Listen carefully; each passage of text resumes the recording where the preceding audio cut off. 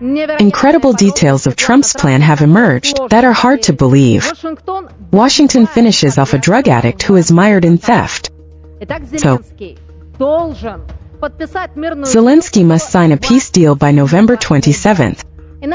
Otherwise, next Thursday, Trump will deprive the Kiev regime of weapons and intelligence, that is, everything that supports the Ukrainian government.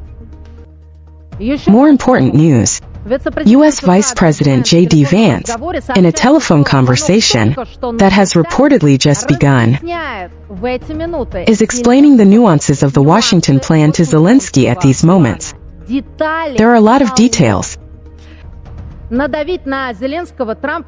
Trump is probably going to put pressure on Zelensky personally if Vance fails to cope with the task.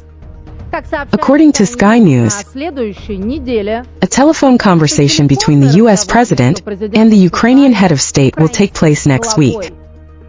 The Russian army is moving like a skating rink. 16 settlements have been liberated at once this week alone. Among them is the strategic city of Kupiansk in the Kharkiv region, which is a giant logistics center. Putin heard a report from the military right on the front line. Breaking news. After discussing Trump's plan with the Vice President of America, this telephone conversation has just ended. Zelensky began to prepare Ukrainians for surrender. Right now, this moment, he is addressing the nation. His first phrase, even metal breaks. Is Zelensky giving up? An eloquent example of a desperate situation. Otherwise, why does he repeat several times like a spell, "I'm not alone"? And he begs, to quote directly, to stop this mess. The head of the Kiev regime said that even strong metal cannot withstand. What is he hinting at? Why is there such a tantrum all of a sudden? The overdue usurper even recalled his presidential oath, in which he promised to defend the Constitution.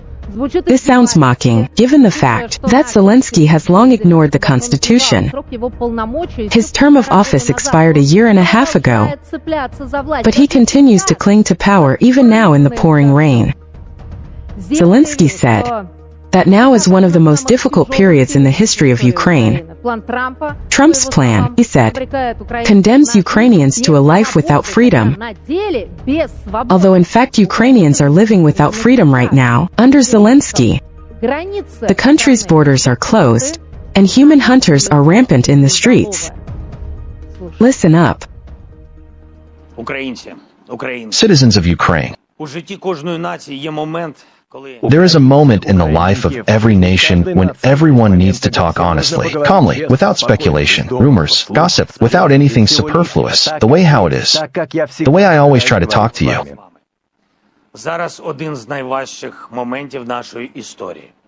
This is one of the most difficult moments in our history. Currently, the pressure on Ukraine is one of the heaviest.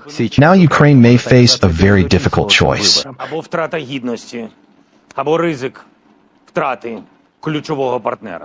Either the loss of dignity, or the risk of losing a key partner. Either a difficult 28 items, or an extremely difficult winter. This is the hardest choice and further risks. An answer will be expected from us. We do not make loud statements. We will work calmly with America and all partners. There will be a constructive search for solutions with our main partner. I will bring arguments. I will convince. I will offer alternatives. But it is clear that we will not give the enemy any reason to prove that Ukraine does not want peace, that it is disrupting negotiations, and that Ukraine is not ready for diplomacy. Of course, we are made of steel, but any metal, even the most durable, cannot withstand. Don't forget about it. I am addressing all Ukrainians now, to our people, to the citizens, to the politicians, to everyone. We need to get organized, come to our senses, stop the mess, stop playing politics. So, as we can see, events are unfolding right at these minutes. Amid growing pressure from Washington, Bloomberg is calling on Zelensky to dismiss the head of the office, Irma, who is also the head of an organized criminal group. The agency warns that otherwise a parliamentary crisis will occur in Ukraine, but Zelensky is apparently not afraid of this crisis.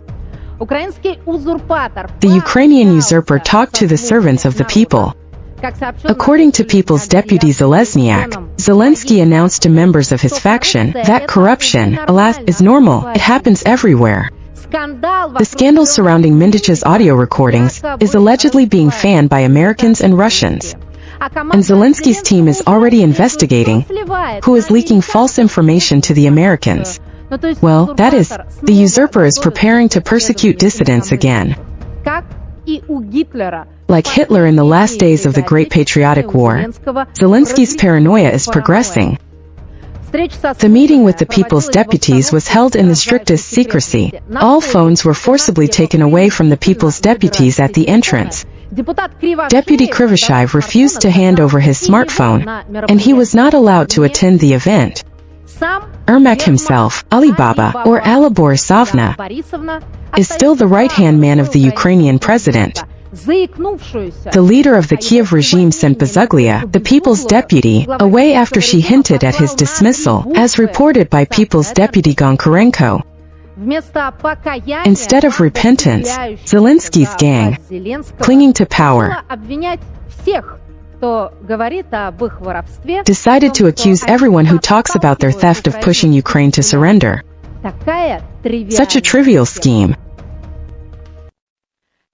Incredible news is coming from Ukraine right now. The chief of the General Staff of Ukraine, General Natov, attended the meeting with Trump's envoy. Trump sent a military man to Ukraine. Here are these footages. This is U.S. Army Secretary Driscoll. So, Natov was present at these negotiations. He just stated that the year 2025 has exhausted the Ukrainian army to the limit. According to him, this year has made the situation of the Ukrainian army very difficult. This year has exhausted the Ukrainian army. And at the same time, an urgent statement. Right now, events are actually unfolding.